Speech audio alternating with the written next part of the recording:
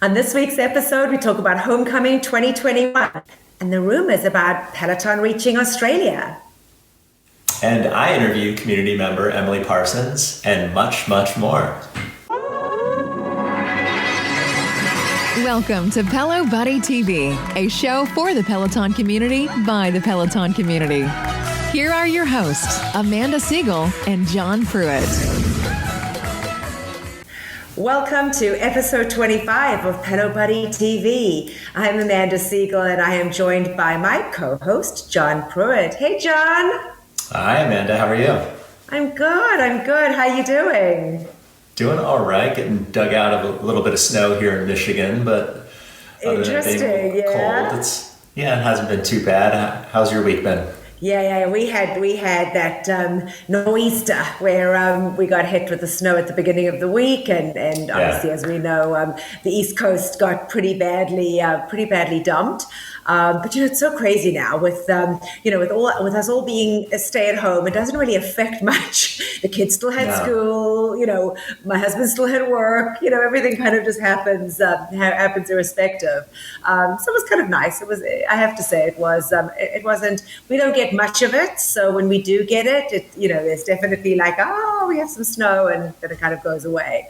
And that's probably the sum total of what we'll get for the winter. So it's not too big of a deal. But I'm sure you probably get a lot up there, no? It hasn't been that bad. Not as bad as the East Coast, the Northeast this year. Good. It's been mild, so I can't complain too much. All right, I guess you can't. Do you have a good week though, as far as Peloton goes? Were there? It was a busy week on the leaderboard. Yikes! Hey. Yeah, it was nice. And got some stuff. Got some workouts on the run, workout on the tread. Yeah, and a couple good classes that I'll highlight that we'll chat about. Pick of the week. Yeah, we'll get into that. Yeah. What about you? So I actually did my first tread boot camp on Friday. Oh. So I just needed to change things up a little bit. So this past week, I think we spoke about it last week on the show where I said that I really wanted to start strength training. And I did. So I did about 3 strength workouts this past week. And then on Friday morning, I did not a bike boot camp, I did a tread boot camp. And it was fantastic. Just a different kind of workout. I'm not a runner, so I just tend to power walk. And it was fine. I kind of did my walk, jogged a little bit, but I have bad back issues, so I do need to be careful. But it was fun. It was something different. And it's nice because it breaks it up. Definitely. Then you're not running because I did a 30-minute run with Rebecca earlier in the week, but it's nice because I'm not a runner either, and I kind of despise running, but it's really fun on the tread because the instructors make it so much fun. And so much fun. A nice piece of equipment. Yeah, so I did it with Selena. But the boot camp was great. And I really like her. I really, really liked her. I've never really worked out with her before. So it was a great, I've done a couple power walks with her outside, but I have to say she's fantastic. I was so impressed, so impressed. So that was fun. It's fun to change things up a little bit, as you said. I think that was my goal for this year, was to try and find, different aspects of the platform that I could, get to enjoy. And it was actually really cool. Last week we had mentioned on the show, I had mentioned that I hadn't done strength workouts, and, the guests are so amazing. So many people reached out and said, hey, Amanda, I have this core workout that I do, and, why did you jump on? And so I have to say, it's definitely, I love it. I love being able to share that with the community, and everybody is so wonderful about that. So yeah, sure. John. So before we get started with the news, we always like to remind everybody how to keep up with the content across all of our platforms. Every episode is released on our YouTube channel. Just hit the subscribe button in the bottom right-hand side of the video and hit the notify button to make sure you never miss an episode. And if you are on the go, you can also listen to us in traditional podcast format. We're on all podcast platforms, so make sure you subscribe there and also enable the notifications so you don't miss out. And also leave us a review if you like the show. Don't keep us a secret. Let us know how we're doing. Yeah, same with Facebook and Instagram. We are on those platforms. Just search for Pelo Buddy, follow us to make sure that you get all the latest news. Of course, the once a week, come on here and get to see what we have to offer. And boy, John, this week is going to be a bumper week. We have so much info. Bumper. It is going to be a bumper, and I guess you get to start. So let's get on with the show. First, let's do a rundown of the latest Pelo news. All right, so kicking it off, Homecoming 2021 is happening this year, Amanda. No, really exciting. Tell us what you know, John. Well, first, I always want to be very mindful of the new members, the newcomers, of what Peloton, because people are probably watching right now saying, what is Peloton Homecoming? So basically, it's like the prom for Peloton. It's their annual celebration to bring all the members to New York. Well, this year's no one's traveling to New York for it. But normally it's over the course of a weekend, usually the first weekend in May every year, and they plan all these special events that members can attend. They buy a ticket for the weekend, and it includes a ride usually and special speaking events that you can attend, and usually there's some sort of party to go to. So this year, it was canceled last year because of the pandemic, and this year it is all digital. So it'll be a virtual event that they are planning out, but they just announced it. You can go on Peloton's site. There's a specific website address to go to RSVP. It's free. There's not a whole lot of details yet that they've given us, but they did say there'll be 3 days of classes, big news, exclusive content, and special guest appearances. So we'll just have to stay tuned and see what's in store leading up to it. But it is April 30th, the weekend of April 30th to May 2nd, that first weekend in May. Fantastic. I know, it's really exciting. I mean, it is going to be very different. And I know I was thrilled last year because you had to kind of make sure that you registered right on time. I guess they only had a certain amount of spots, right? And of course, we were all excited. I mean, there were folks from the UK that had bought airline tickets and booked hotel rooms, and folks were flying in from all over. So it really was disappointing, that we couldn't have it. Clearly it was right in the, absolute breast of the pandemic, and what was going on, which was so unfortunate. So this will be interesting. And look, it's amazing. They're doing so many things virtually in different spectrums now, and conferences are being held that way. And look, it's a different way of doing things, but at least we'll have something. Yeah.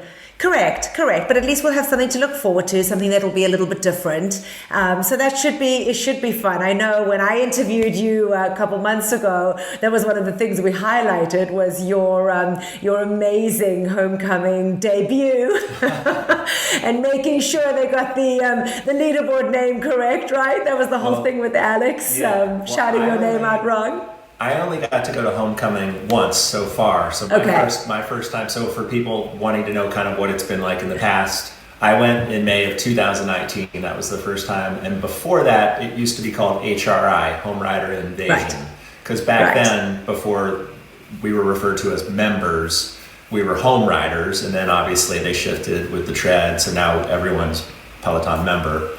But it was kind of just this fun weekend. I stayed a couple extra days before and after, but you got to do all sorts of ride. You got a free ride to do, or a strength class, or a yoga, or a tread. And then there was lots of different Q&A events with people with the company and the instructors that you could attend, and then meet and greets with different instructors that you could go to. And then there was a big sale with the boutique, a massive 50% off sale, kind of like a Black Friday sale that you could go to with all the merchandise laid out. And then there was a big party that Saturday night at the Hammerstein Ballroom. They had the musical guest Beck performing, and DJ John Michael was, playing music before and after Beck's performance. And then there was all these, keynote addresses from John Foley and Alex and Robin. unveiling, new updates back then. I guess they had revealed some updates for the tablet, adding the cadence and resistance numbers and changing the audio mix so you could add more music or more instructor.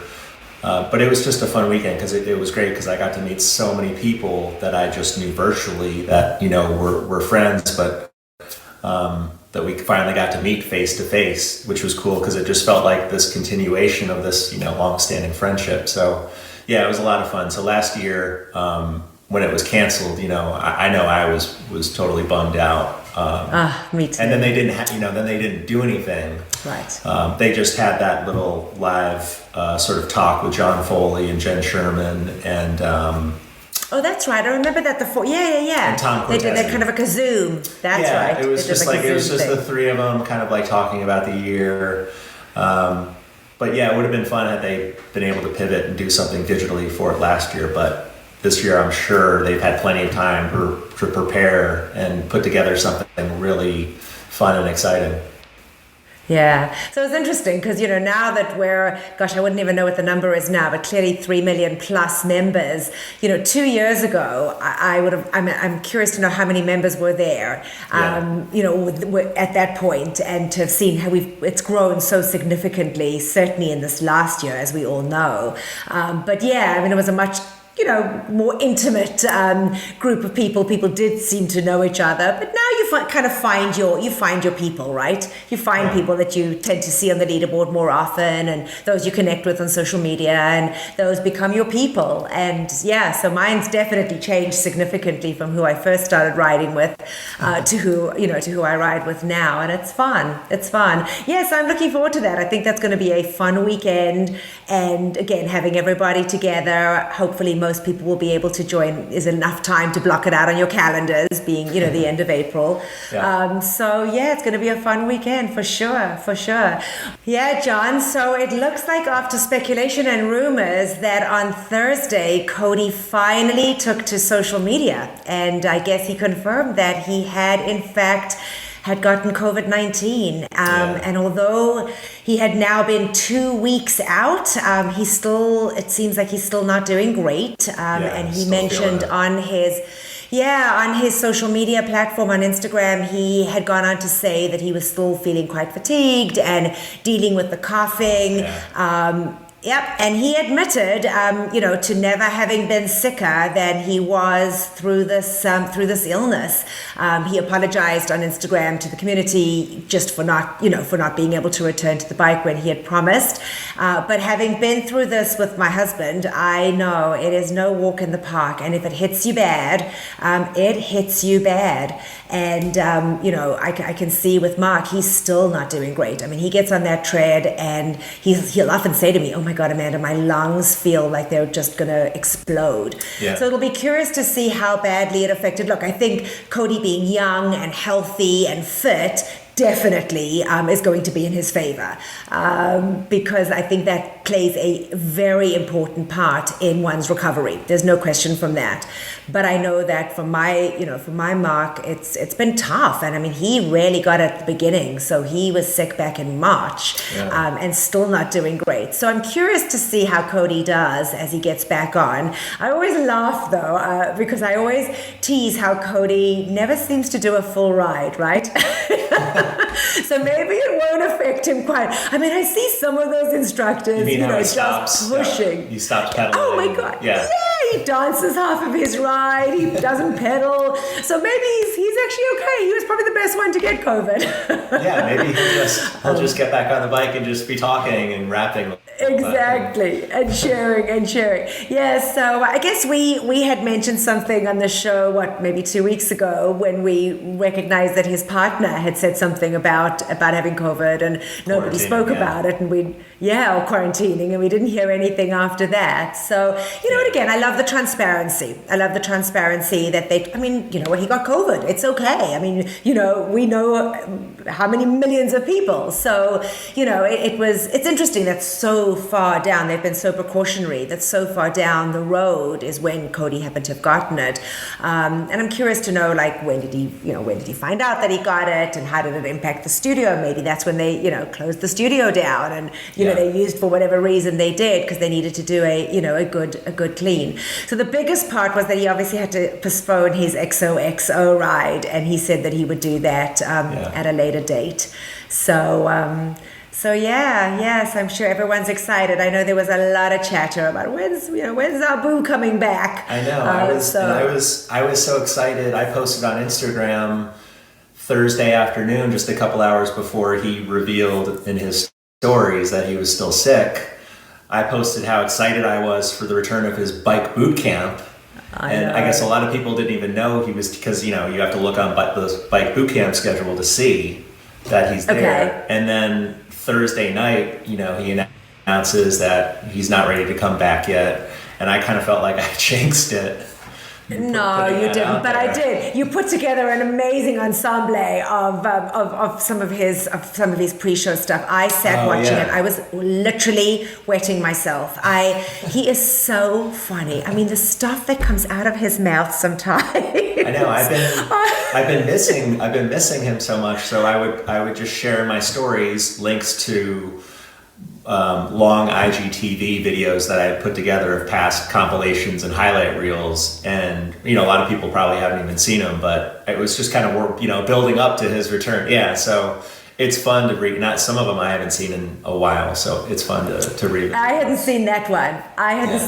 And I have to say, it was about 8 minutes long, and I watched it from start to finish. And in fact, one of my kids came in. He goes, my son came in. He goes, "Mom, what the hell are you laughing at?" I'm like, "Oh my God, you have to just, if you don't know Cody, you can't appreciate it, right?" Right. It was fantastic. So definitely don't stop doing that. We love seeing your IGTV reels, and of course all the pre-show stuff, because so many people miss that. Oh, yeah. So many people don't get to see the pre-show, especially if you're doing an on-demand class. You're jumping on your 1 minute before, and none of that's on there.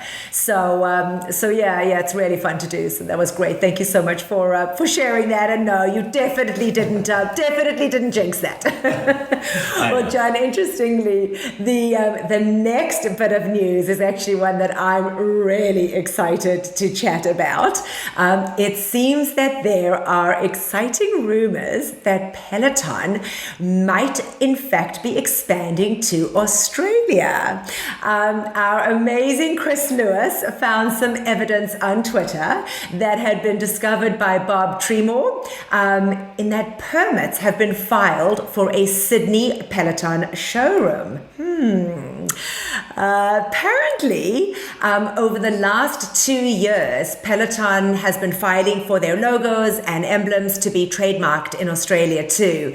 It looks like a building permit in Sydney was filed where one can see the schematics of a showroom or a retail store with 2 bikes and a tread being the primary focus. The first location looks like it is going to be at Martin Place. There had been a former Tesla store that had been located there. And then there was chatter about a second showroom that may pop up in the Westfield Shopping Centre in the Bondi Junction location. I have been very, very fortunate to have been in Sydney. One of my kids studied abroad in Sydney a couple of years ago. So we spent a couple of weeks there, and there's a huge South African community. So tons of South Africans moved to Sydney, and those that didn't come to the States or the UK went to Sydney, went to Australia. So I have been fortunate, and it's a very active community. So I was actually surprised that we hadn't heard about this sooner. Yeah. The way they talk about Germany being such an active community and out on the bikes. One of the things we noticed about the weather's great. They do get a little bit of winter. But they are an incredibly active community, and gyms are a big thing. Walking, hiking, running, it's like really big.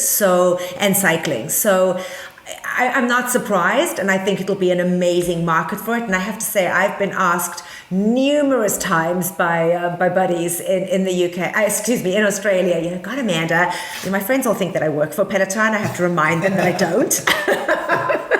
So people will call me and go like, can I get a discount on a bike? I'm like, no, I can't get a discount on a bike. That's like when friends message me and say, hey, my delivery day on this Bike Plus isn't for another 2 months. Can you flex do something? your Pelo muscle? Like, dude, I got no connections. I got no muscle. My only muscle is from my boot camp. But I like the fact that I project that image that, Me too. I might, have some special connections. Me too. That's why you and I get on so well. Because let them think that we have them, right? And we both revel in it. Yeah. So, but it was interesting because so many had asked me and had said. So I was so thrilled when we got to see that on Friday. Of course, there was nothing mentioned in the earnings call on Thursday, but in previous calls, international expansion had been brought up. So I guess we'll all just wait with bated breath to see what will transpire. If it does, you can certainly say, folks, that you heard it first. Here first. And also, I did read really Chris Lewis on the Pelo Buddy site had also reported that onepeloton.au now redirects to onepeloton.com. So obviously, yes. they're working on the back end on those things. So. Okay. And it's exciting. I mean, look, I guess it's a process, and one has to kind of go through the motions of kind of getting there. But yeah, that's just another indicator that potentially something's happening. So I'm really thrilled. I think it'll be fantastic, and it'll bring a different dynamic. But as I said, they're a fit community, so there should be some amazing instructors that will come out of the Australian platform, which will be really fun. So that's something for us, exciting for us to look forward to. So, yep, you Aussies out there. I know some of my friends watch the show, so here's the news for you. Wait for it, though. It might be a while, but it's coming. It may be. Talking about a while, we know what's next, right?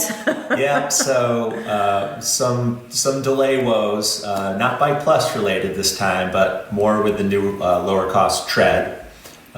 So Peloton just announced in the recent Q2 earnings call that the delay of their new lower cost Tread, which was originally slated for March 30th, it's now getting pushed back 2 months to May 27th. So the new lower cost is just labeled Tread. It launched in the UK at the end of December, and sales have been strong so far there. And the launch for Canada right now currently remains unchanged with the date of February 9th. But now in the US, there'll be a more limited launch, though, on February 9th. That will be restricted to specific zip codes. So there's a few states, Texas, Illinois, off the top of my head, that were initially people in those regions were going to receive the Tread sooner, or other members that had indicated early interest on Peloton's website. So as of right now, those specific zip codes are still going to receive the new Tread on February 9th, but they haven't indicated which specific zip codes or areas or cities involved yet. So got it. The reason, though, for the delay is right now they're saying is to ensure that the UK and Canada has enough resources to fill their demand. And also, it's going to allow Peloton to build a larger inventory in the meantime for delivery in the US. Makes sense. Yeah. It just makes sense. Why if you can't give the product, it's great to launch. We know it's coming. People can get excited about it coming, but it does make sense because the delays once the Bike Plus got launched have been so frustrating for so many that we'll talk about that. We'll talk about that in the next segment. Yeah. But and that does kind of lead me on, John, in that while there are these delays, Peloton has been committed to rectifying the delivery experience. So I think that is important to acknowledge. And one of the things we've said before is just the transparency of John Foley. And just last week, Foley did post an update with a very sincere apology to the community, stating that he knows as members who love the Peloton platform that we've all recommended it to our friends and family, and he hates that folks aren't getting the experience that they deserve and what we got when we got our bikes, 3-4 years ago. He actually went on to state that they have committed a huge investment of $100 million, which will allow them to move bikes and treads globally, that are even, even talking about transitioning in the short term to air carriers rather than by sea. So they're kind of abandoning the shipping of hardware out, but rather using air carriers to do it, which clearly is hugely expensive. But he does go on to say that they have increased the manufacturing capacity by more than 6 times in the past year. This will in turn increase the US-based manufacturing operations and the US job opportunities. So what he's done is he's creating an industry right here, on our doorstep, to provide jobs and to create the hardware directly here, just so that folks can get their hardware sooner than later. He reminds folks though that the platform is available with thousands of classes. So while members wait for their delivery, you can still go ahead and get online and do all the amazing activities that are offered without using the hardware. So whether it's not on the bike or the tread, you have the ability to do bar classes and Pilates and meditation and strength training and walking outside or running outside. So, he reminds folks that once the bike is purchased, you do get access to the platform. So one shouldn't remember that. And I said this at the beginning, and I'll say it again. One of the things that I love about Foley is his transparency, and I know that it's very welcomed and appreciated by the community, in him putting himself out there. It can't be easy, as a CEO to, put it out there and say, look guys, we didn't know that this pandemic was going to hit. We were going to become the fastest growing fitness platform in, globally, great problem certainly to in the have, markets, but absolutely. And they can only do what they can do. So let's hope that everything that they're investing and committing to and putting forward will ultimately help folks out in the long run. And before we know it, we'll have happy customers again, right? Absolutely. Yeah. So tell us about those quarter earnings that just came out. So I know a lot of people, follow the stock closely, follow, Peloton's financial reporting. I'm not super into that myself, so I'm going to give a nice, easy sort of set list of what Peloton announced in their most recent quarter 2 earnings call just this past week. So sales topped $1 billion. With reported sales growth really strong of 128%. So I think that's pretty good. Anything over 100% or close to that, and this is well over that. But here's how Peloton did during its fiscal second quarter compared with analysts, compared with the street of what they were predicting. So they blew away their earnings per share of 18 cents versus what was expected was only 9 cents. So real strong, greater than expectations there. The revenue just over $1 billion, 1.06 billion, with what was expected was 1.03 billion. Peloton raised their full year outlook, estimating the revenue will top 4 billion, which is up from the prior estimate of 3.9. They expect slow but steady progress for the remainder of the fiscal year. So, really, strong numbers, kind of, I think, what we were all expecting. But really, obviously, just the trend in growth and performance of the company and sales just seems to be, it's nowhere near plateauing at this point, I guess you could say. Yeah, Yeah. No, it's amazing. I mean, absolutely amazing. I have watched the stock, and I've spoken about it from the beginning. Right back from when it first went public, and it's certainly been volatile. And I'm sure that all the different aspects of the delivery and supply chain demand, etc., have absolutely impacted it. And yet, it's done significantly well. So it's nice to see that. And I wasn't even going to really mention the stock. It sort of yo-yos. It's been pretty strong, over $100 a share. But I think at the time of the quarter Q2 earnings announcement, it was down maybe 6% in aftermarket trading, and then the next day it had rebounded and it was up 7%. So it's I could give you numbers, and then when you listen to this, it could be somewhere way different. So it's amazing how they change literally daily. I mean, as you say, by 6-7%, which is huge. Those are huge numbers when you're looking at stock. So. So again, I mean, it's fun to hear what they say. As we said, they didn't kind of give us much that we didn't know about. There was nothing super exciting that came out of it, right? Surprises. We kind of knew they're killing it, and they're continuing to crush it. So. To crush it, and that's pretty much it. Yeah. I just want to know when that rower. Right. I just want to know when that rower is coming out. Give me when are we going to reveal the details? You know what, John? So I have to be honest with you. It's funny that you say that. So I am actually holding out for a tonal type apparatus. That is something that's my next. Since I'm getting into my strength training, I don't have anything like that, and I would very much like. I know Chris Lewis has one, and he loves his. But I that is something. So it was interesting because we were looking at purchasing it, and my husband said to me, he goes, "Well, should we wait?" And it's funny because here you are, and I don't care about the rower. To be honest with you, that is not something I would probably purchase. Just not something that interests me. But if they kind of went with a tonal type apparatus, that would be amazing for me. I would love it because it definitely would complement in my gym. So we'll have to see, right? We'll have to see what happens. At this point, let them just get those damn bikes and treads out. Well, it's funny with the rower talk, Amanda, circling back to the Q2 earnings call.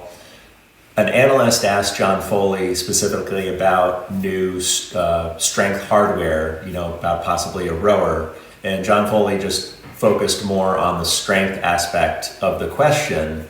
And it seems like, they're taking a two-pronged approach. They're saying what they can do without having the actual strength hardware, what they can deliver to members. So I guess interesting. Time will tell. So maybe I'll hold off on buying that tonal. I know I've been very interested in the hydro rower, and only because I don't really know anyone personally that has it, but Howard Stern loves his hydro, and his wife uses it all the time, and he gushes over it. Interesting. Over the hydro, and I always chuckle when I listen to Howard Stern show, because Howard is such a massive Peloton fan now, and he loves Jen Sherman, and he loves riding with Hannah Corbin, but they do Echelon does paid advertising on the Howard Stern show, so it's always funny to hear Howard gushing about his Peloton, giving free publicity advertising to us,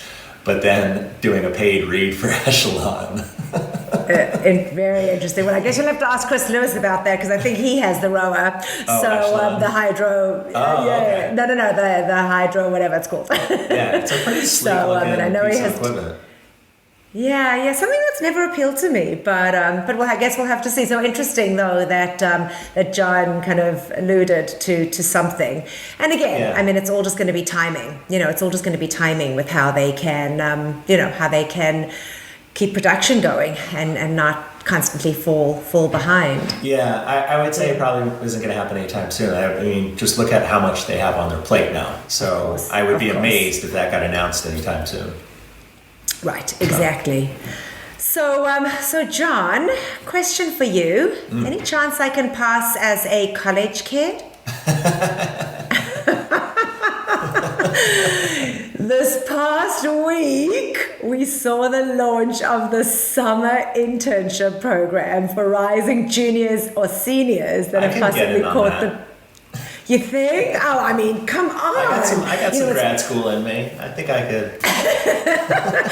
It's funny because my youngest is heading off to college in the fall, and my older two used to often say to me, you do realize, Mom, you are not the student. You are the mother when I would be on campus. My daughter was at Miami, my son was up at Syracuse, and I used to think that I was just one of the college kids. But after I saw this, I was like, well, maybe I can pass as a college kid, right? Yeah. So what Peloton are hoping is that as the pandemic hit and so many kids returned home who weren't able to be in dorms and stay at colleges, that they actually caught the Peloton bug, in these crazy times, and having been holed up, in their folks' homes, and hopefully using Peloton treads and bikes.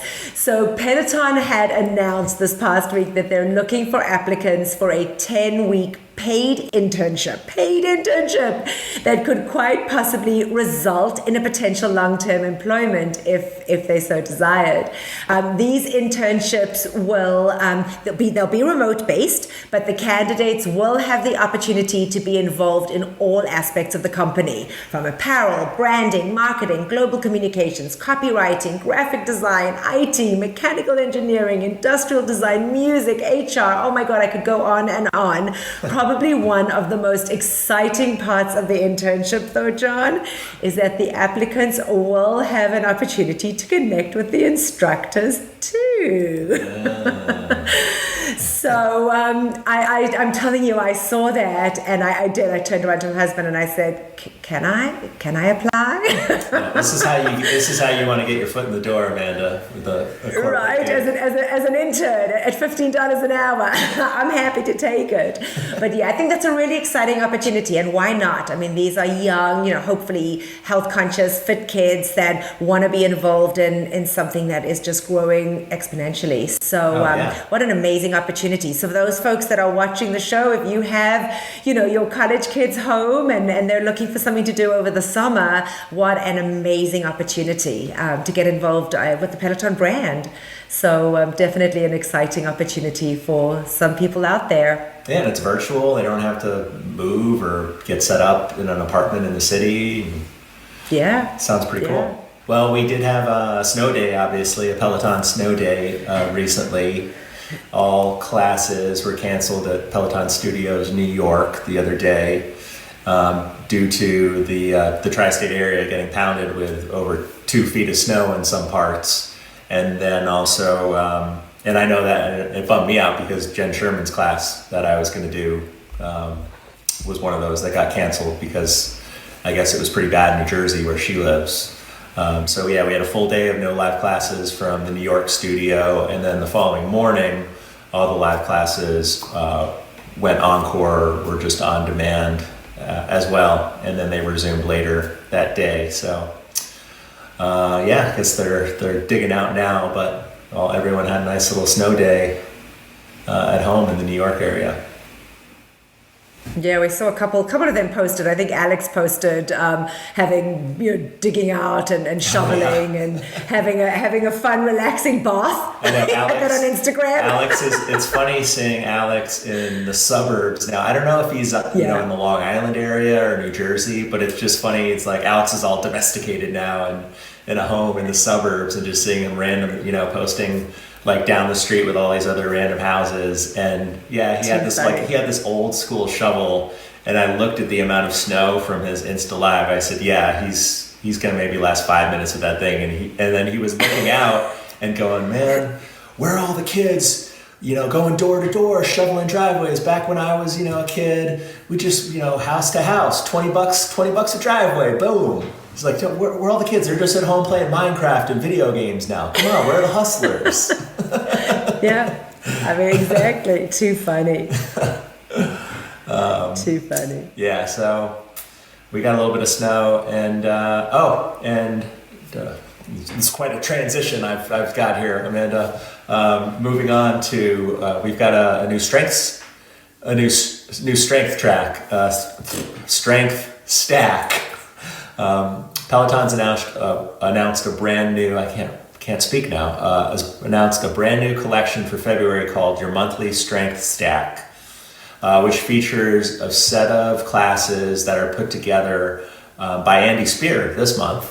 And they curate the whole group of classes, and then each month apparently will be a new strength instructor putting together their own group of strength classes. So Andy just recently shared on Instagram, this whole grouping of classes, and we'll have all the deets for this month's strength stack on the Pelo Buddy site, so you can check that out. And then stay tuned to see who will be next month, the instructor for next month's strength stack, which I think might be Rebecca Kennedy, but we'll see. Awesome. Just my guess, my prediction. But you know what, John? This is so interesting because I guess you got to watch Pelo Buddy to know what's going on, because I didn't even know that. And as I mentioned to you earlier on in the show, I've taken on strength this month. Yeah. I am hitting Andy Spear's stack. I'm looking really forward to it. I did not know. I guess I did see something. But I've never really worked out with Andy. So I tend to gravitate towards Ben's strength classes, and I've done a couple of Rebecca's. But I'm definitely going to go ahead and take a look, because that actually is nice, knowing that they've kind of curated something and put something together for us. Makes it certainly a little bit easier to follow. So yeah, I'll report about it next week. I'm going to definitely look at doing it this week, and we'll talk about it. Yeah. It's nice that you said, because you didn't even hear about it, but there's so many things that can slip through the cracks easily. So it's nice with like Pelo Buddy, Chris Lewis. They're on top with like all the news and posting that, especially where I'm living on Instagram so much and scrolling. But Andy Spear, he's definitely one of my favorite instructors on the Tread strength side. He was my first run. Even before I got the Tread, I went to a friend's house and used their Peloton Tread Plus. But he's kind of reminds me a little bit of Dennis. He's a little corny with his jokes. He's a huge Seinfeld fan. He loves like the Grateful Dead and Fish. So we've connected a lot on Instagram now about Fish. That's awesome. And dead music. And he loves, Seinfeld. He knows about, Kenny Banya. He's a big Seinfeld super fan. So definitely relate on all these Seinfeld inside jokes. Yeah, he gets it. So yeah, I've seen him shout you out. I've definitely seen him shout you out. So so I'm looking forward to that. So that will definitely be something fun to add in. I'm going to take a look at that and report back next week and let you know how that goes. But that'll be on the cards for this week. And Amanda, we have a new run series with Jess Sims coming up. It debuts at least for the next 2 weeks, but it begins this Tuesday night, February 9th, with Jess Sims, and it is a 20-minute speed date run. You heard that correctly, speed date. And Tell us more. We don't have much details other than what we posted on the Pelo Buddy Instagram page, which is just a screenshot of the run.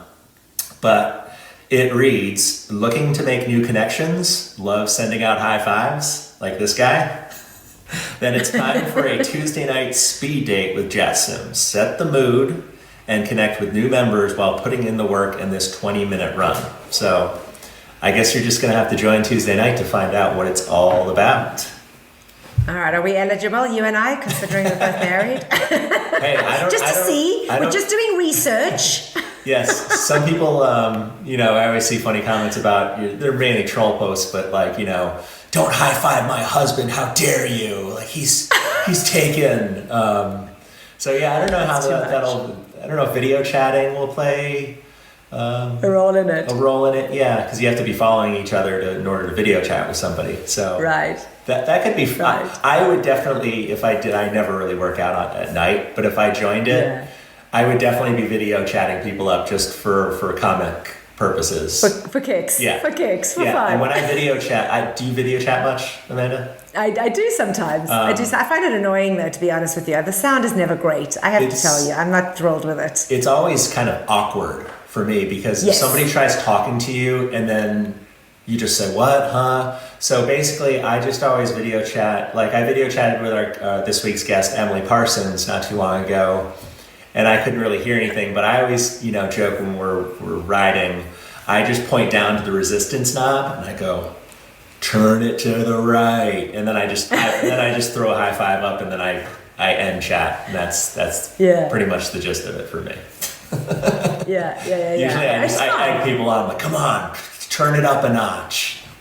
Right. So. Right. No, I do. It's definitely fun, and I've done it with a couple friends, and it's been, it's fun. But I find it more annoying just because the sound there's a delay, and then you're kind of listening to the instructor, and it's very loud, and So the speed dating version will be rather interesting. We'll have to see how Tuesday night pans out for the first one. That's awesome. Video chatting. If I have earbuds in, the sound blares through the tablet speakers. So it's just weird. Yeah, they haven't really perfected the video chat, but that's okay. Anyway, Speed Date Run. Check it out, y'all. It starts Tuesday night. Yeah, so Black History Month, BHM, the celebration continues at Peloton. We've got BHM Celebration Boot Camp with Jess Sims, Run with Selena, a 20-minute BHM Black on Broadway ride with Allie. And we also have some upcoming BHM ride, Matt, Olivia, Kendall, and a run with Maddie and Giacomo. So a lot of new great BHM classes to take if you haven't already done some. Tell me, John, sorry, I'm going to interrupt you. Did you end up getting to do the Dennis ride, the Bob Marley Dennis ride? No, it's been on the schedule. I just haven't set aside, the 30 minutes to do it. I've heard nothing but great things, and I even sneaked a peek at the playlist, and so it's chock full of all the hits. So I know. All right, so we'll have to find a time to do that. Yeah, maybe tomorrow morning, maybe Monday morning will be a good way to start the week. I don't have anything on. I don't know what you do Monday mornings, but maybe that'll be a good way to start the week because I'm dying to do it. I mean, Dennis and Bob Marley, come on. Well, I hate. When there's a really amazing ride like that, I hate reading everybody constantly posting about it in the Dennis's Menaces, how amazing it was, because I've already got the FOMO because I didn't do it live because I never really work out at night. But we've also, if in addition to the Bob Marley ride with Dennis, you also have a yoga flow with Chelsea, and there's a core strength, the 10-minute core strength with Emma Lovewell, and also a run, Bob Marley run with Selena Samuela. So got lots of different Bob Marley options there. Fantastic. Yeah, that's exciting. Definitely. So, talking about everything that's going on, our superstar Alex Toussaint will get to celebrate his 5-year Peloversary on Monday night. Is that insane?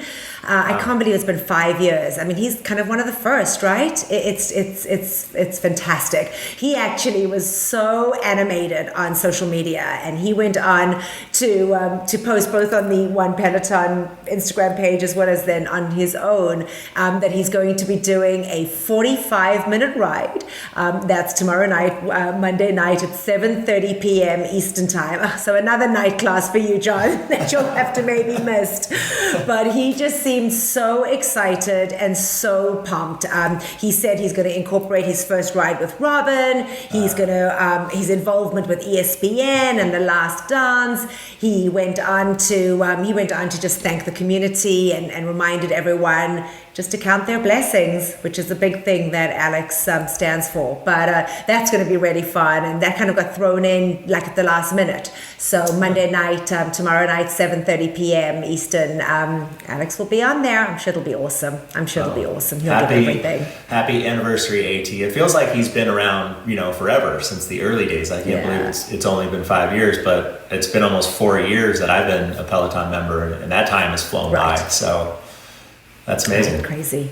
Yeah. Well, apparently, a Peloton, I don't know if it was a little slip up on Peloton's part, but apparently they revealed in their schedule briefly there was a Dennis Morton meditation. So we could see Dennis Morton, which would be a pretty seamless transition for Dennis, it would seem, with the yoga classes that he teaches. But originally, he was on the schedule to teach a 10-minute body scan meditation on Monday, February 15th. But pretty soon after that, it was switched around, and now it's showing Kristen McGee teaching it. So I don't know if they're just putting her name there as a placeholder.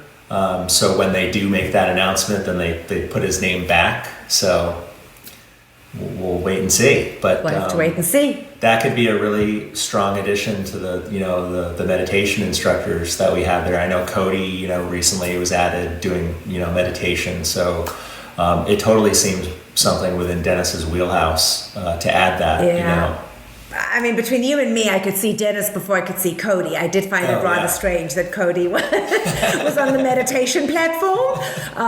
And truthfully, I haven't brought myself to do any of them because I just can't picture Cody and meditation in the same platform. But Dennis, I think that would be fantastic. And they do need some, because I think Ross is the only guy right now. And I definitely do a lot of Ross's meditations. So I think that'll be nice. I mean, if it is true, that would be something nice. I guess we'll have to wait and see. Well, Dennis just brings that super chill vibe, but Cody's, you said you hadn't done any of Cody's, but he's got some post-ride ones that are maybe 5 minutes that I've done a bunch of. But I just put them on after I do a ride with him or with somebody else, and it's just like a 5-minute post-ride. I don't know if it's labeled as post-ride, but it's a gratitude. But I just sit there on the bike, I close my eyes, and Cody says, just let it wash away. If you didn't get that PR, that sort of talk. So it's kind of, check it out. It's kind of cool. Oh, I'm so glad you shared that because I didn't actually know that that's what he had done. And I think that, all right, good. See, I've done a few after rides just to sort of chill out and, I don't know, work on my chi. Yeah, and which is important. I mean, it is. It gives you a whole, that pulls you down a little bit. Just That's regrounds, awesome. Wow, all right. You. Definitely we'll check it out then. Definitely we'll check it. I got to keep a checklist next to me. I mean, Sunday mornings are busy. I got to write all this down so I remember everything. There's so much to do. There's so much to do.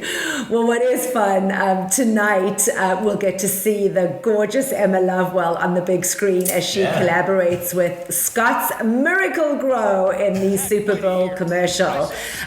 So it's really, really fun. The commercial's certainly has some pretty big names in there, from Martha Stewart to John Travolta and his daughter Ella, the officers Leslie David Baker, NASCAR driver Kyle Busch, and Carl Weathers. The ad's going to run during the second quarter of the game, and as we had talked about last week, Emma had reached her second core class being taken by 1 million members, and in the ad she does mention crushing your core, so very apropos. Emma has her 4-week Crush Your Core program on the Peloton platform for those of you that have not done it, and definitely something that is very, very popular. So that'll be fun to see Emma tonight pop up on the big screen as we all watching Super Bowl. So that is something to look forward to. There actually is a sneak trailer on YouTube. I know that Chris Lewis had posted it on Pelo Buddy. So if you want to have a quick look, because usually it gets a bit hectic and chaotic on the night of Super Bowl. So if you want to have a quick look, you can go ahead and head over there and take a look there. And with the Super Bowl halftime musical guest The Weeknd, we had music featured in both Jess Sims' boot camp over the weekend, as well as Jen Sherman's football pregame ride, which was the last of the series, obviously ending, with the Super Bowl. So that was kind of fun how they tied in music from that specific artist on both of those classes.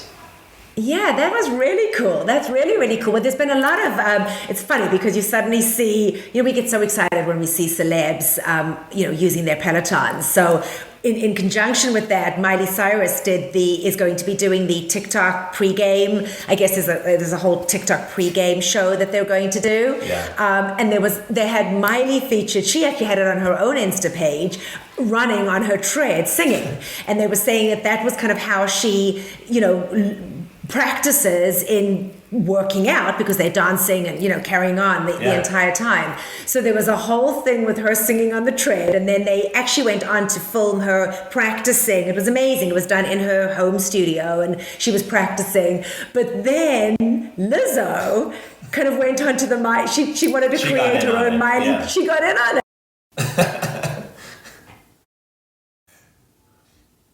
Tread, which was so adorable, and she was singing away. So before you know it, you're going to see J-Lo on the bike singing away. Right? You never know. Yeah, who's next? Who's next? But it's so cool. And I know that all the instructors on Miley's page, I haven't seen Lizzo's page yet, but on Miley's page, all the instructors had commented on it. So it was really cool to say, like, you go for it, Miley, and you're awesome, and we love you. And I mean, there was literally everybody on there. So now I'm curious to see whether Lizzo gets the same reaction. I'm sure she will. She's so fantastic. Yeah. I wonder who will jump on from Lizzo, who will be next.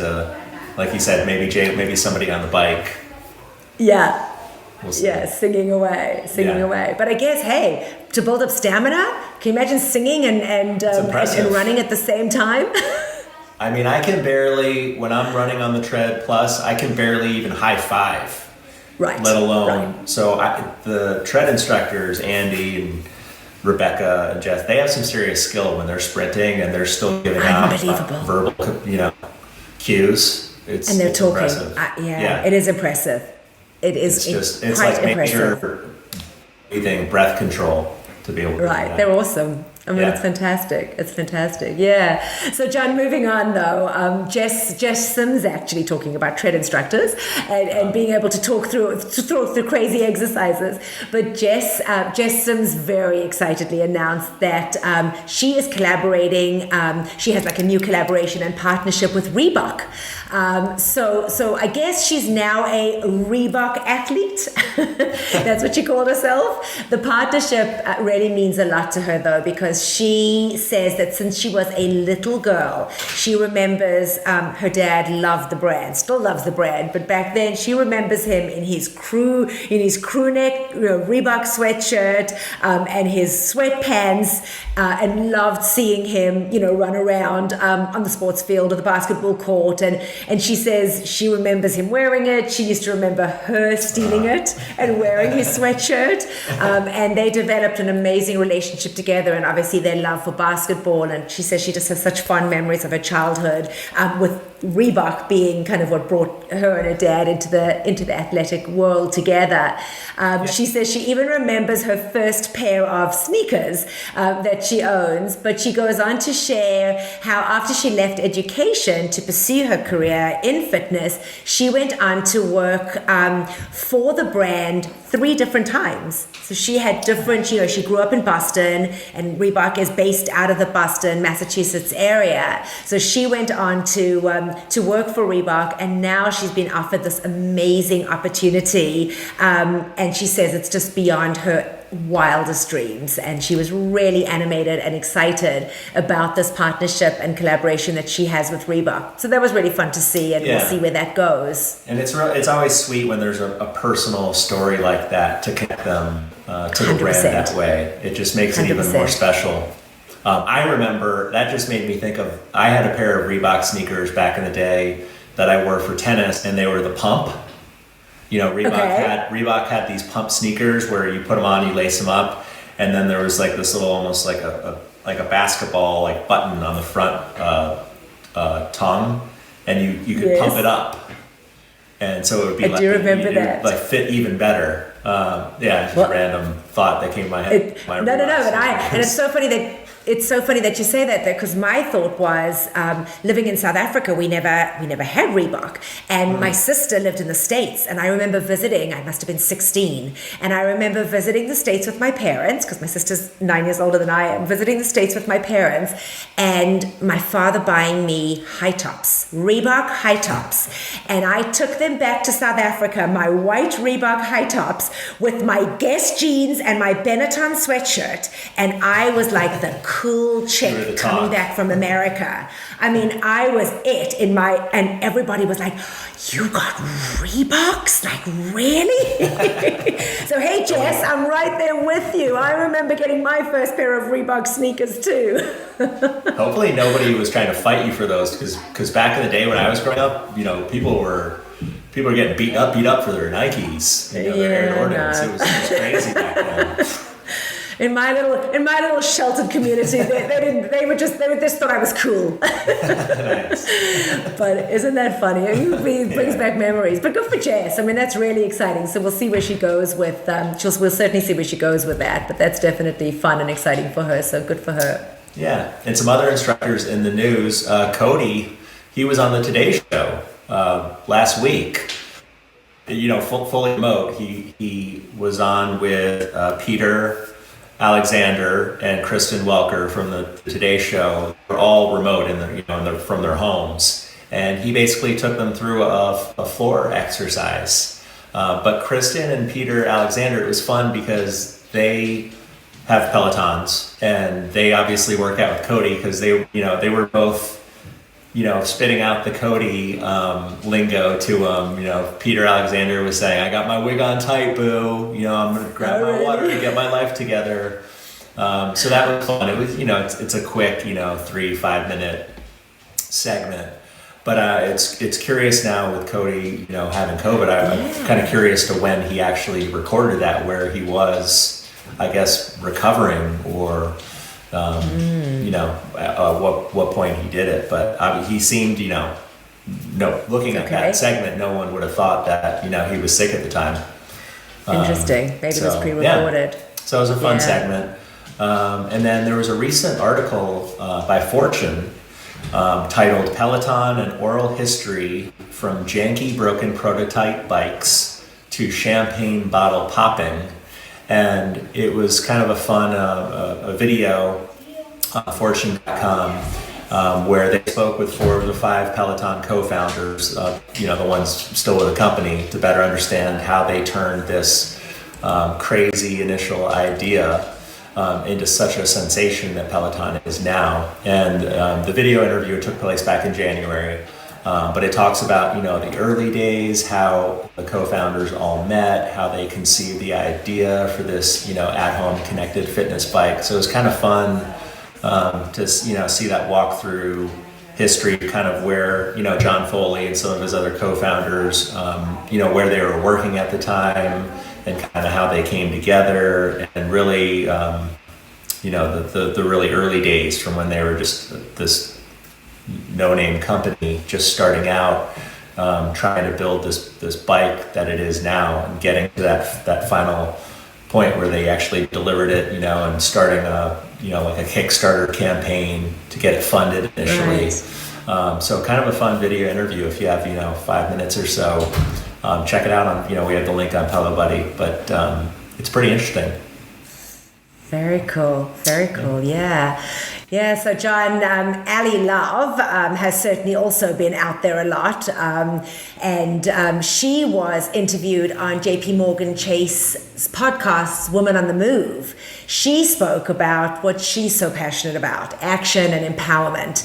She had a very engaging chat with Sam Saperstein, all about helping women boss up. Between her brand Love Squad and that she had co-founded, and her gig with the Brooklyn Nets as their host, her responsibilities as a Peloton coach, she really does get to wear many hats, doesn't she? She chats to Sam about the difference between being inspirational and aspirational, and guided the listeners toward meaningful personal growth. You know what, John? I could listen to Ali talk for hours. She's so engaging and enthusiastic. It's really quite unbelievable. So that was a really cool podcast with JP Morgan Chase that she got to. So she's really been in the news a lot too. They kind of hone on someone, and it's so much to share. Yeah, and she's really well spoken. I know she does a lot of speaking engagements, paid, speaking engagements for a lot of companies, or women-found companies, women-empowered companies. So I just don't know how she finds all the time. She's always has something going on. She's everywhere. She actually did an amazing Insta Live with one of the collaborators for the Black History Month apparel. And she got really involved there, and that was really cool to see as well. So she's everywhere. I mean, whenever you kind of, Addie Love, she's somewhere, you're seeing her in something. So good for her. Good for her. Yeah, and now she's going to be planning a wedding, so she's going to be very busy. And we also have it was announced February 3rd, Peloton announced that their CFO and CEO, CEO John Foley and CFO Jill Woodsworth, they will be participating in the Goldman Sachs Technology and Internet Conference, which is being held on February 11th. The audio portion of the presentation, it'll be webcast live, so you can be accessed on the investor page of onepeloton.com. I'm sure we'll provide a link to it on Pelo Buddy, the Pelo Buddy website, and it'll also be available for replay 90 days after. But that'll be interesting to see, kind of from the tech side, what they discuss and what they have planned. Hopefully, we'll find out some details on new technology maybe that they've been working on or have upcoming. Yeah, good for them. Excellent. And John, how jealous are you? Sam Yo got to chat with your boo, Jenny Hutt, on her radio talk show. When's she going to have me on her show? Right. No, honey. We're going to have her on our show. That's what it's all about, right?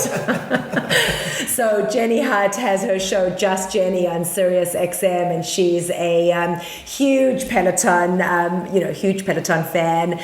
Loves to do her rides with Jen Sherman, and apparently really liked riding with Sam. So that Sam I didn't know. That was a new. Wasn't that fun? Yeah. I know. It just shows you. So it was so cute though, because Sam, we don't see much in there. He kind of tends to keep himself and whatever, but he did say that he admitted on his social that he had been quite nervous to do the segment, which he did claim that was rather strange considering that he teaches live for a living, but he did go on to say that Jenny had made him feel so comfortable and he absolutely loved it, and she is such a scream. So I haven't had an opportunity to take a listen yet, so I definitely want to listen, but Jenny's on my radar, John. I have a connection to Jenny. She doesn't know it, but I actually have a very close connection to Jenny. So now that I saw that about Sam being interviewed by her, we need to work on getting Jenny on the show. So that's my next. Absolutely. Well, she and I message from time to time because Jenny, she has funny Insta stories. She's all into movement. So always just moving your body constantly, getting some sort of, exercise or movement in. So I love to every now and then post a movement story, which she reshares, here and there. Yeah, she has an interesting story, John. I don't know if you know her story, but she does have a pretty interesting story. I don't want to spoil the. If we do get her on, I want her to be able to share the story. But but she's amazing. I've always tuned in. Jen Sherman's been on her show on Sirius XM at least twice, and I've called in both times. Have you really? Yeah, and the first time I called in, that was the better of the two calls because I was talking about Jen and Jen referring to me as her assistant, and it was a cute call. And the second time Jen was on, Jenny was just on a rapid fire, like next call. So she rushed me off, and I didn't even really. I was like, "You're getting rid of me already?" So then they hung up on me. That's too funny. All right, so that's in our pipeline. Well, before we wrap up, Amanda, why don't we finish with our class pick of the week? All right. You want to go first? I'm going to go first because in case we have the same one, I want to do mine first. Because it's mine. John. So my pick, this was a real great week. I know we rode live on a couple of Leanne rides this week with her pop ride at the beginning of the week and then her disco ride on Thursday the 4th. But my pick of the week for on the bike is Leanne's 30-minute disco ride from February 4th, Thursday. Super fun play. You can't go wrong with a disco ride, but hers, I guess it's been a while since her last disco ride, but they're just always just a great time. They always put a smile on your face, just a super fun disco playlist. So, you can sing along to it. So, it totally had me in a great mood during and after. And, I posted about it on my Insta stories, and she shared it, which was even, wins me right over. Yeah. When you get a social media share from the instructor, that's a great feeling. So 30-minute disco ride with Leanne. Check it out if you have not taken it. It's definitely one to do over and over on demand. A lot of replay value. So super fun. So it's interesting that you actually, said that, because it was an amazing ride. And I actually just posted, I'd gone back to look at all her rides since the beginning of the year, and I've done all of them except for her Hidden Hills. I just can't bring myself to do Hidden Hills. And then she had an advanced beginner ride, but I had done all her rides from January, the beginning of January, where I celebrated my 1,100th. And actually this coming week, I'm going to be jumping on for 1,200 rides. So I know you don't like to share your milestones. I love to shout it out there. But it's interesting because I have to say, the music she has been picking so far this year has been phenomenal. I mean, I think I mentioned a couple of weeks ago, I'm not a huge rock fan. She did an 80s rock ride a couple of weeks ago, which was absolutely incredible. The music was just amazing. So yes, the disco ride was fantastic. But you know what, John? I am going to give a shout out to Selena and that boot camp that I did on Friday. Just because it was something new, I was a little apprehensive because I had never done a tread boot camp. It was a 30-minute country, and I believe it was from Thursday. So it had been live on Thursday. And forgive me, I can't think of the date off the top of my head. So it must have been the same day. What did you say? Yeah, Thursday the 4th. Thanks. Yeah, February 4th. Yep. But it was, it was engaging. I think she's fun. She, as a newbie, obviously she doesn't know who's going to be on the tread. As a newbie, she was very explicit in what you had to do. In fact, what I really loved about it was she jumped off the tread while we were warming up on the tread to show you what the floor workout was going to be. Yeah, so it's nice to be prepared for that. Yeah, you knew what you weren't wasting time in watching what she had to do.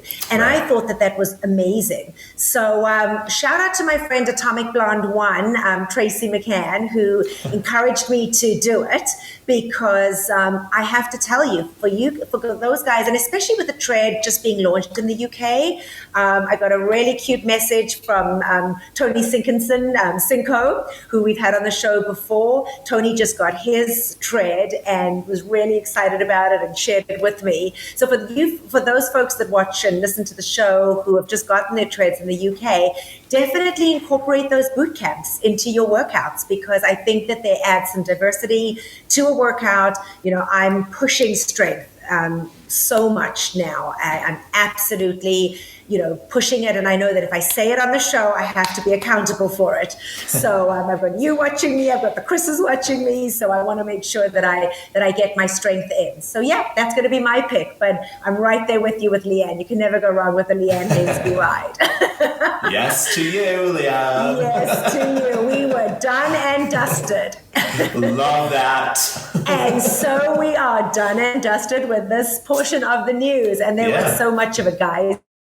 So, thank you for listening and spending all this time listening to the news. And of course, John, you got to interview. I was quite envious that you got to interview Emily Parsons all by yourself. But looking forward to coming up next. Let's get to know another person behind the leaderboard name in Pelo Chats. And now it's time for Pelo Chat. This week, we are pleased to welcome Emily Parsons. Emily, how are you? Hi, I'm good, thank you. How are you doing? I am doing well. That's a lovely accent you have, Emily. New Jersey? Yeah, close. Not quite. I'm from England, from Dorset on the south coast, to be precise. Yeah. So tell us a little about yourself. I'm just waiting for you to do your British accent again. Wait for it. So I'm Emily from the UK, part of the UK Peloton community. I have had my bike now just over a year. I got it last January 2020, just before the crazy COVID madness, and have pretty much been obsessed with it ever since I got it. Yeah, absolutely love it and happy to be here. So before you got your Peloton, what was your awareness of, the bike, or I guess how did you first hear about it? So over Christmas, I was scrolling through Facebook, I think, and I found some BuzzFeed article about this controversial ad of this thing called Peloton, and everyone was like kicking off because, it was so offensive. So naturally, I clicked on that because I love some clickbait, and watched that, and I was like, "This isn't that offensive." Also, this thing looks really cool. So the advert worked wonders for them because I researched it for about 2 days after eating so much food over Christmas, and I ordered it. I was so desperate to get fit. I'm super lazy when it comes to working out, or I was. So this seemed super convenient, and then it arrived about 2 weeks later. And then you were hooked from there, or was it sort of a gradual? No, literally hooked from there. Like I did some beginner rides, and I'm very competitive. And as soon as it had that competitive element, I was absolutely hooked on it. And I didn't have an excuse. I thought, I'm paying for this thing, I'm going to use it, and I'm going to commit to it. And then when I saw you could get badges and blue dots, that's when I became really obsessed with it. And it's just kind of grown ever since. I got to know more people and meet people in the community through Facebook and Instagram. So, it's just grown from there. So how did you get involved with the community? Did you find, I guess, an instructor group once you started gravitating towards, some of your favorite instructors? Yeah, so I joined just the standard, official Facebook groups, and they're huge, and there's just so much noise of those channels and those groups. So I joined the Ben's Army group. Ben is one of my favorites. And then just joined a load of different communities, like the Ladies UK Peloton group. Met some people through that, and then through Instagram. That started in August last year. And it really just grew from there, and I started meeting more people and getting more involved that way. And people are super friendly, and it's been a very welcoming community. So would you say Ben's Army is the tribe or the group you're most active with, or do you have other favorite instructors that you ride with more?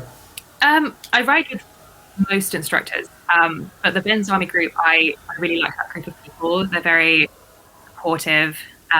They always do group rides and small rides, and they do a drop the hammer ride where people push for their PRs once a month. They're a huge fan of that. Both as being the pacemaker and trying to hit a PB as well, which is also very frustrating when you don't get there, but fun just to get the high fives all the way through as well. So really like that. Really great people. A lot of them on the UK time zone as well, which I appreciate. So that's my favorite. And you've, I know we've chatted, through Instagram when I first came across you, and I was, cracking up. Your page is really funny, especially your stories. Especially when you do little question and answer stories on there. But you've mentioned you've ridden in both studios in London and New York. Yes. What was? London, I went to.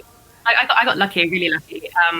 London, I went to just before the pandemic. I went to twice. I rode with Jan both times, and that studio was cute. It was actually just down the road from my office. Very small, television studio kind of vibe. Like you walk in, there's a few lockers, there's a few benches, and then there's a studio. And it was great, and it was free to go. You get some free juice, get to meet Leanne, have the full experience. So it's a really lovely group. Everyone is very, very friendly and very into the bike, which is great as well. And New York, I went to in March, just before the pandemic really kicked off. And I rode with Jess, and that was really, really fun. Different experience. It was a proper studio experience, but yeah, loved that.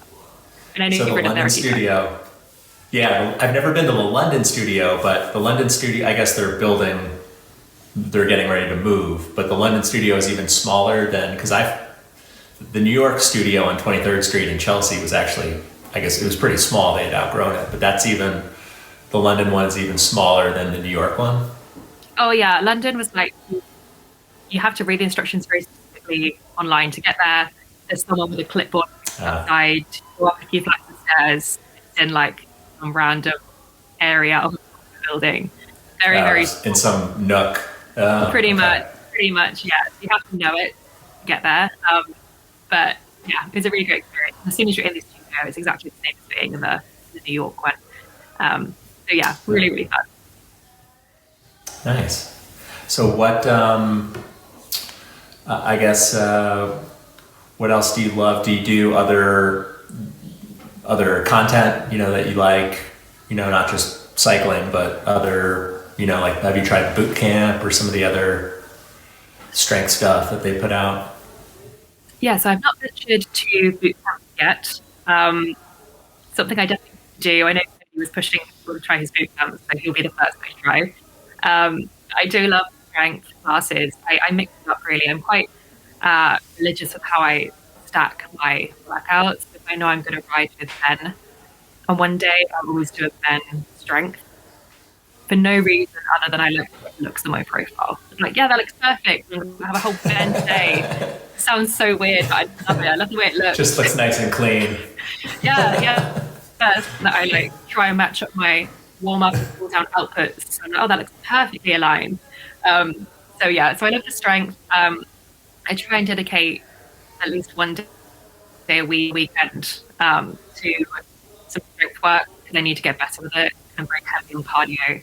I always do the tone, but yeah, I just don't do strength. Like I did 20 minutes of legs with Jess about a week ago, and I'm only doing that.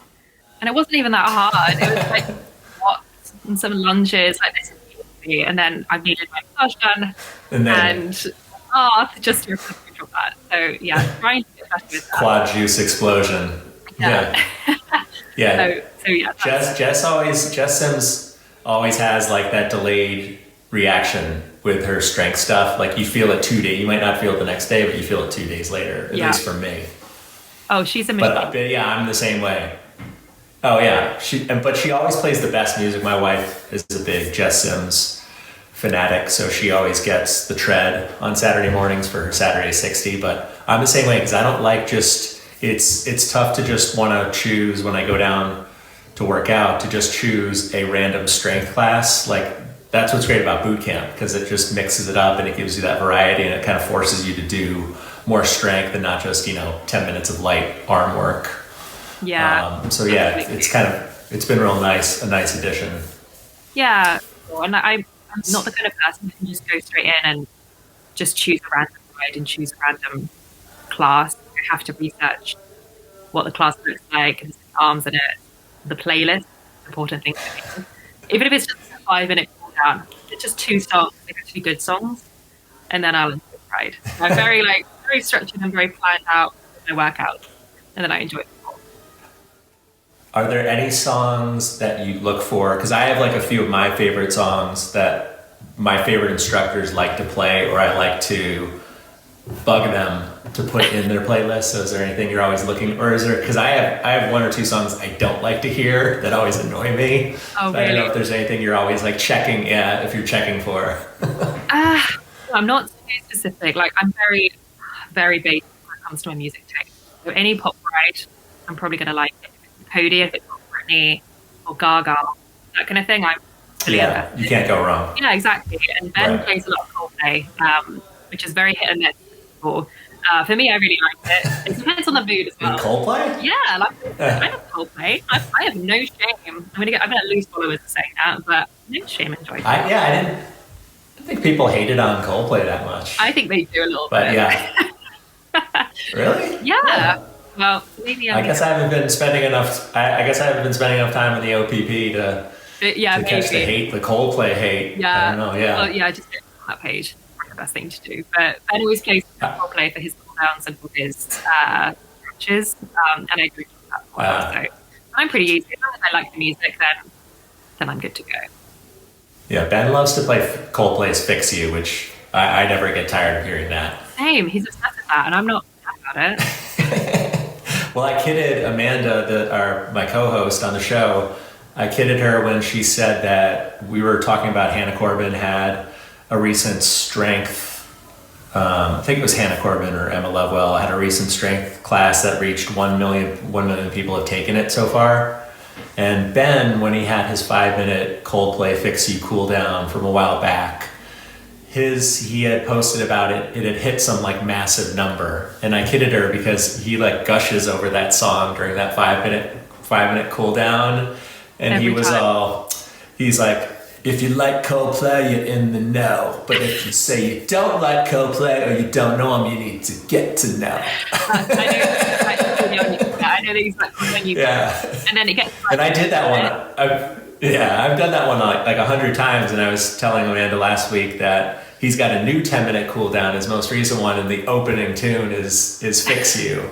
But he doesn't gush over Coldplay like he does in the 5-minute cool down. He works, and then when it gets to a good bit of the song, he's like, "Oh, I love it. Oh, this is my favorite part." Yeah, this always gets me going. And I love him for that. He's such a nerd. Great. Yeah.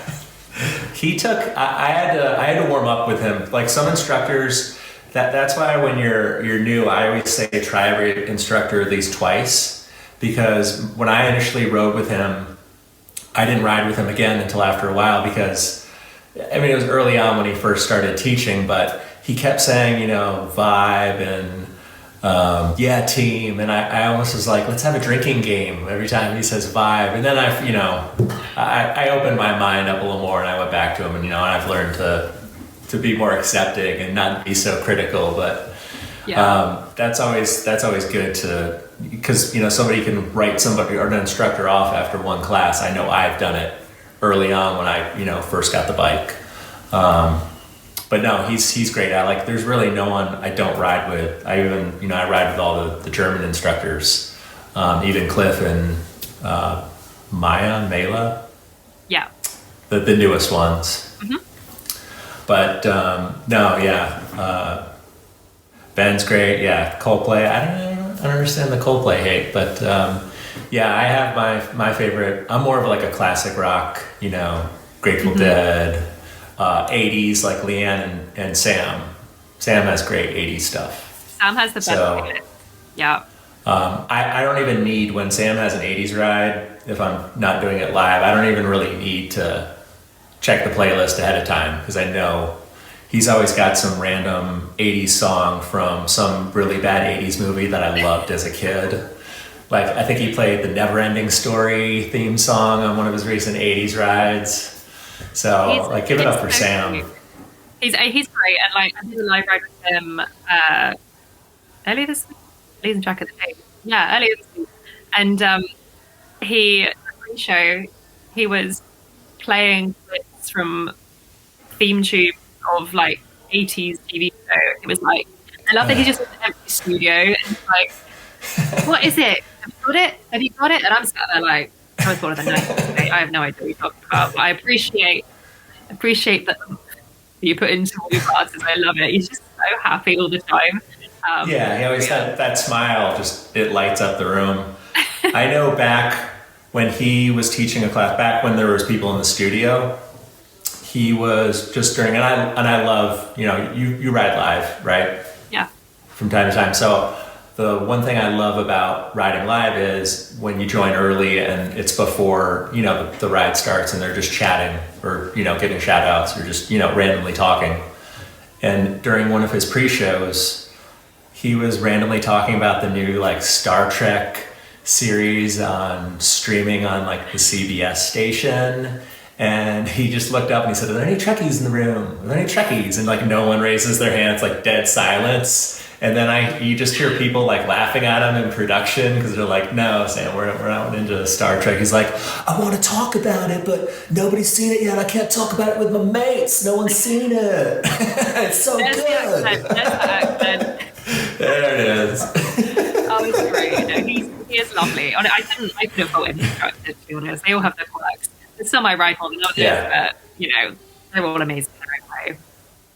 Yeah, everyone, they all have and I love like their little sayings, like Leanne, she's always like, yes to you, love that. My favorite one from Leanne is like, if you're not in the saddle, where are you? You're on the dance floor.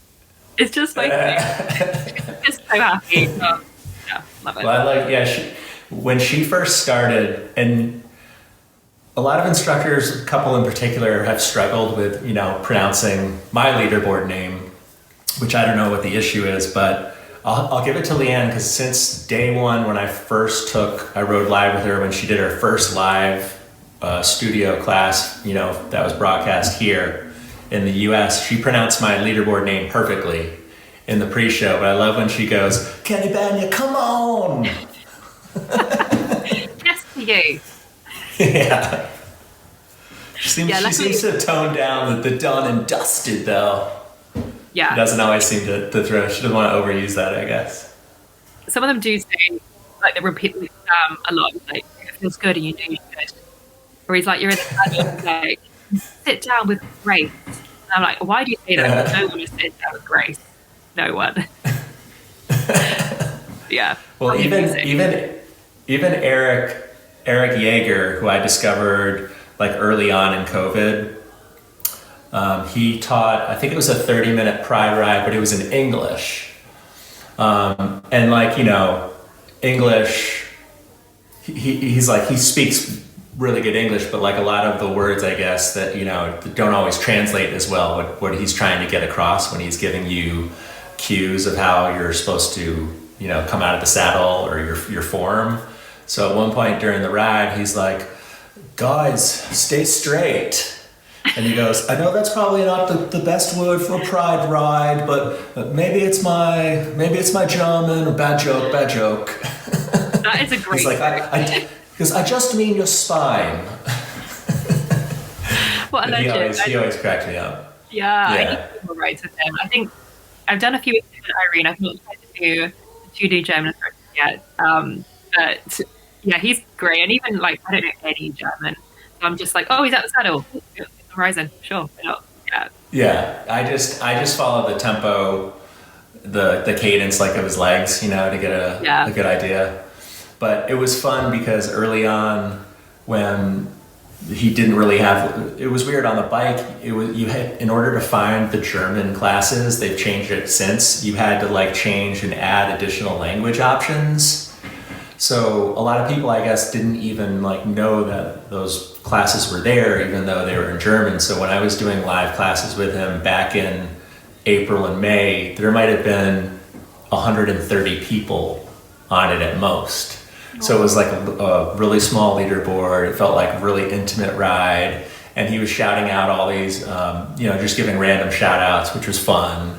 So, and then the secret eventually got out. I started, posting about him, and yeah, people caught on quick. And now, he's got his Smile, It's Jaeger Time group has a, pretty big following. Yeah, it was nice to see when they have a bit more of a following. It makes me sad sometimes when I look at a class and it's like, it's had 30 ratings, and then other ones have had like 30,000 ratings. I'm like, oh god, I'm doing it right now just to up the views a bit more. Just to boost it, yeah. Yeah. So if you would say, so you've had your bike for just over a year, so is there any advice or anything you wish you had known early on when you first got your bike to, I guess, pass along to maybe a newcomer or a newbie who's just starting out on their journey? Yeah, like when I first started, I was very competitive with myself in always trying to improve. And I improved very fast when I first started, in the first weeks, even months. And then after a while, my PDs just started to stay as they were. They didn't get any better as fast as I'd like. And I used to get really frustrated with myself. I was like, I'm not getting any better. My leaderboard ranking wasn't as good as it used to be, or it be, in my opinion, and started to kind of despise my bike in a way, because I was like, oh, this is frustrating. I should be getting better. I should be getting stronger, and I'm not. And I finished the ride, and I always had this idea in my head of what outfit I wanted to get. And if I didn't get it, like halfway through the ride, so just unmotivated to carry on. Yeah, and it was so confusing. And now, and that took me like a good 3 to 6 months to kind of get over that. I think, do you know what? It doesn't matter now. If I have a day where I just ride for fun and I don't get the exact output I want, that's okay. And I can't compare myself to the unreal people on my leaderboard who are getting crazy outputs. I'm never going to be like that. I'm not, built that way, and that's absolutely fine. And if that's the kind of thing that frustrates you, then hide the leaderboard or just ride because the music's good. And it's a hard mindset to get out of if you are of a really competitive nature, like I am. But once you kind of get over that mindset, you definitely have more fun on the bike. And I wish I had gotten into that mindset faster. So yeah, that's probably my top advice. I think letting go of that, but also folks have to, especially new members who see, even me, I see crazy numbers, and you have to take into account there's people from all walks of life, different experience levels, and also every bike is not created equal or calibrated equally. So people, they might have a looser bike, that might be a little juiced up.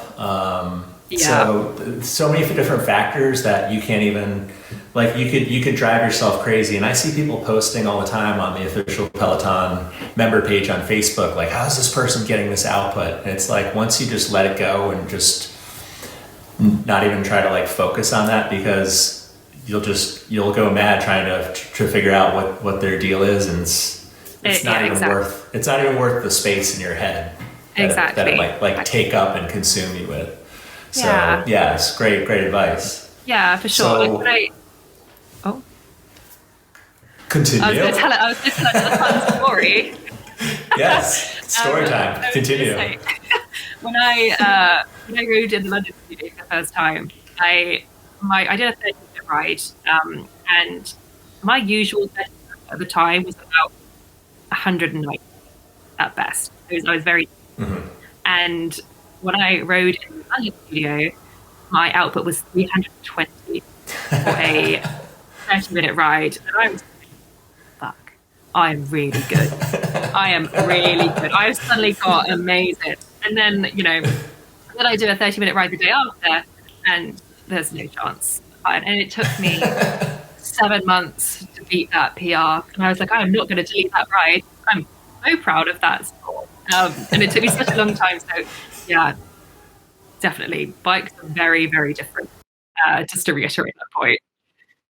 So to tack on what you were saying about the being consumed by the leaderboard, when I first rode in the studio, which was about 3 years ago, my third class was with Alex, and my wife and I rode side by side there, and I didn't realize it because I was such a noob then, but the leaderboard, it just displays the people in the studio. It's not the full leaderboard that you would see riding at home with 1,000 plus members. So I was on an easier bike, I would say, and I finished first. And I was all proud. I thought I finished first in the whole ride. And so afterwards, I just went to Alex. I was like, dude, did you see me? I finished first on the leaderboard. He's like, yeah, man, yeah. He's like, okay. He's probably thinking like, oh my God, this guy's so good. He's like, yeah, man, nice dog, nice. I was just, I was so naive, but it still felt good. But it feels really good. Even if it doesn't matter, it's I did a 10-minute low impact ride live in the studio. I came second, and I was racing something next to me. And I didn't care. I didn't care if it was low impact. I was sprinting to the finish line. Yeah, I'm definitely not in the studio, and I've ridden in New York a bunch of times since then, but I'm definitely not as consumed by the leaderboard there, obviously, because you can't see everyone on there. I mean, people at home can see you, where you are if you're riding in the studio. But usually I'm always doing so many rides, I'm so freaking tired out I'm just there, I'm just like having fun. Like I'm not there to like bust my ass, but there's that extra element. I don't know for you, but for when I get into the studio, every single time I would visit New York and go back home to visit family, there's something like the adrenaline just kicks in when I'm in there. And when you walk into this, when they say, you can go in now and take your bike, it's just, like the adrenaline is just flowing. So I'm so high on that already. So that just like elevates my energy even after I've already ridden maybe a few times that day. Cause I've done maybe like 5 or 6 rides in a day at the New York studio when I would just like camp out there and book tons of rides because because we're insane. I mean, why not? I would do the same. Yeah.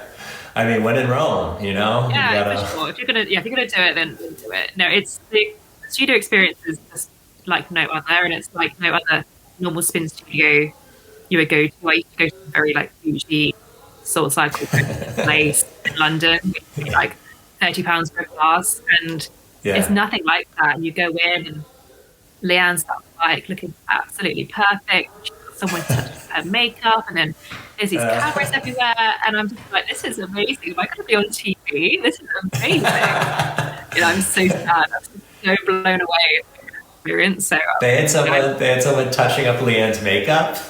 Yeah, they were like, I don't think they've ever done. I don't think I've ever seen any of the female instructors getting like their makeup.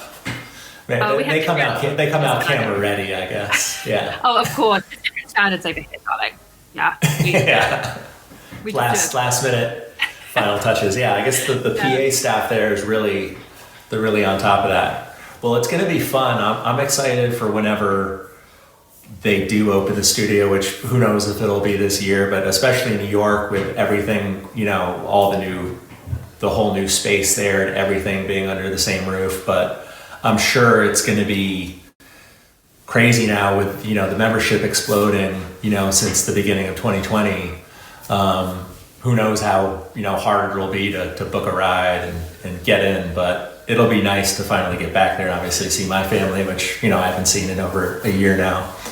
But it'll be fun either way once we, eventually get back to normal and we do see people's faces in the studio, because now it seems so foreign when I do an on-demand ride or when I post a clip on my Instagram of an old class with a studio packed, like everybody like side by side sweating, right on top of each other with Cody, and people who are new to the community, they're saying, wow, there was people in the studio, like that's what it was like. It's so weird, like that.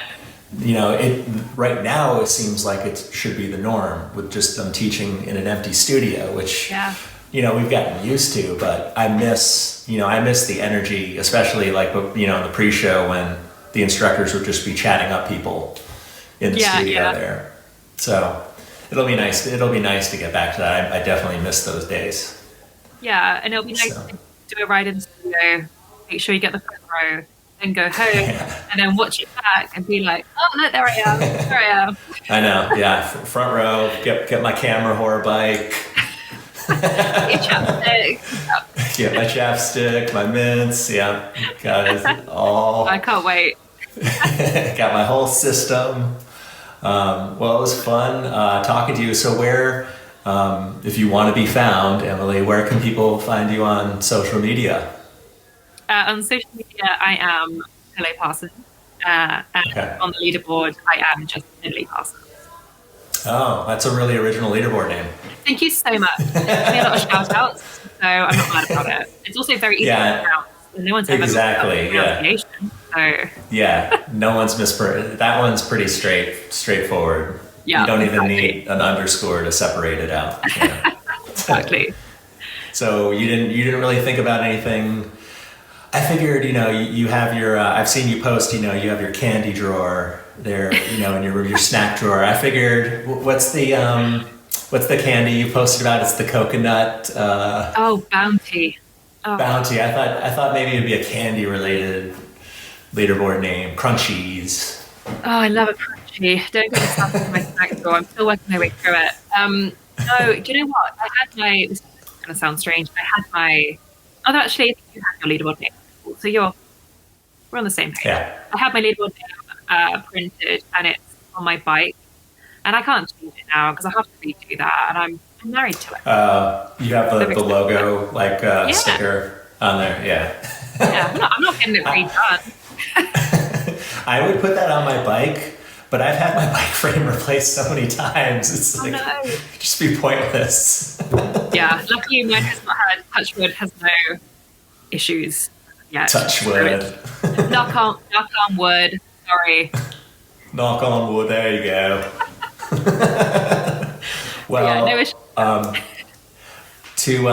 To end our little chit chat, our interview, we like to have a little fun, Emily. We do something called our 60-second descent and recovery. So what it is it's just rapid fire, me giving you rapid fire questions, and you just quickly spit back the answer. You don't have to think about it. You just, one after the other. So yes or yes? Yes. Okay. Yeah. Good answer. All right. So you ready? I'm ready. Okay. So we got 60 seconds on the clock. Here we go. Okay. Bike or tread? Bike. Favorite instructor? Hannah Frankson. High cadence or high resistance? High resistance. Nice. Early bird rider or night owl? Oh, night owl. Always. Meditation or strength training? Strength. Okay.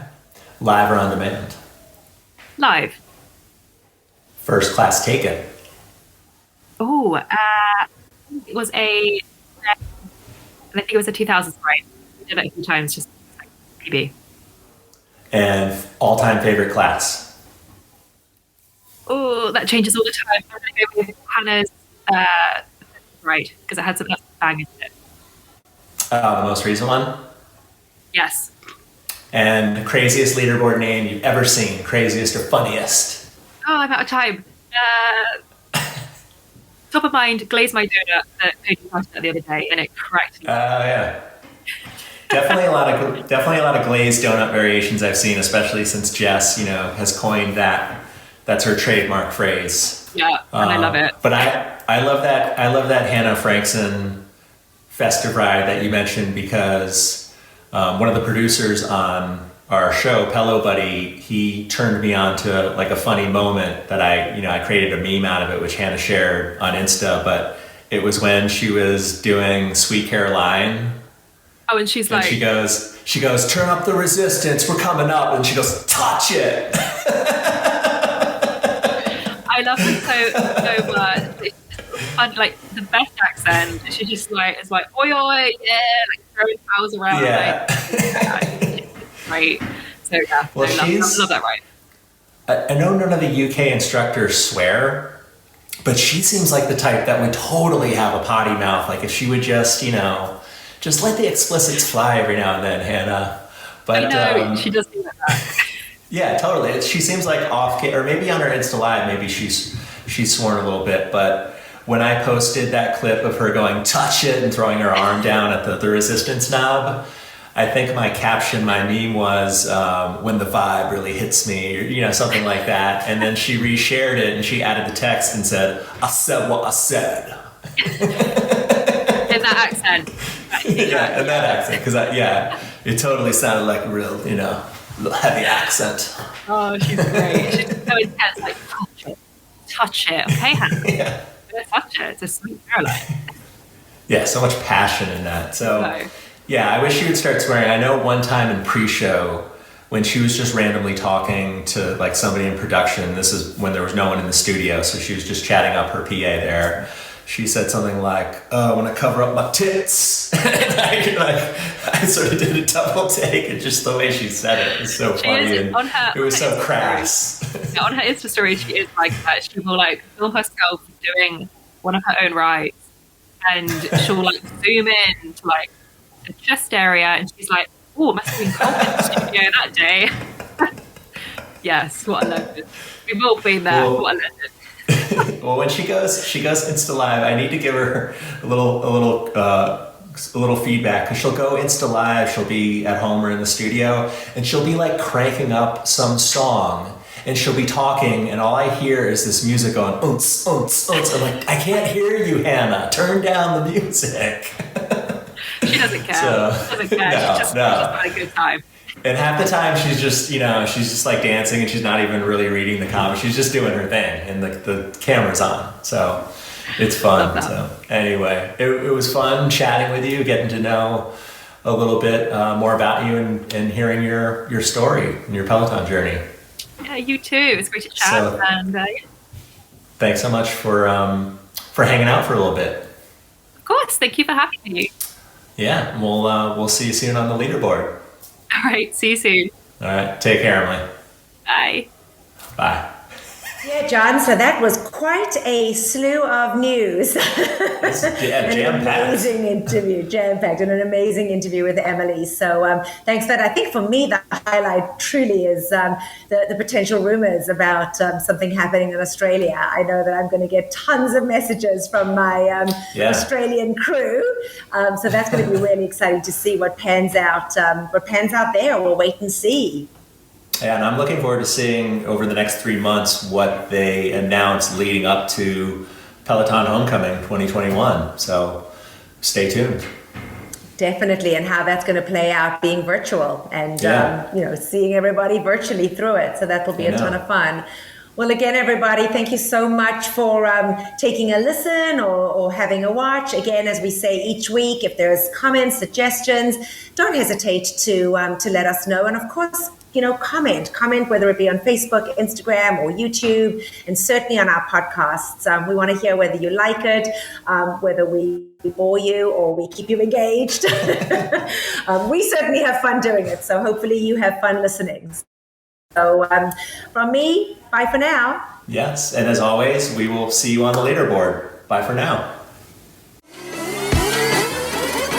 Thank you for watching Pelo Buddy TV, your source for everything Peloton, by the community, for the community. Work out with us using the Pelo Buddy TV leaderboard tag, and find us on Facebook, Instagram, and Twitter at Pelo Buddy. Don't forget that we have a podcast available so that you can listen to us while on the move. Just search for Pelo Buddy TV on any major platform and hit the subscribe button so you never miss an episode.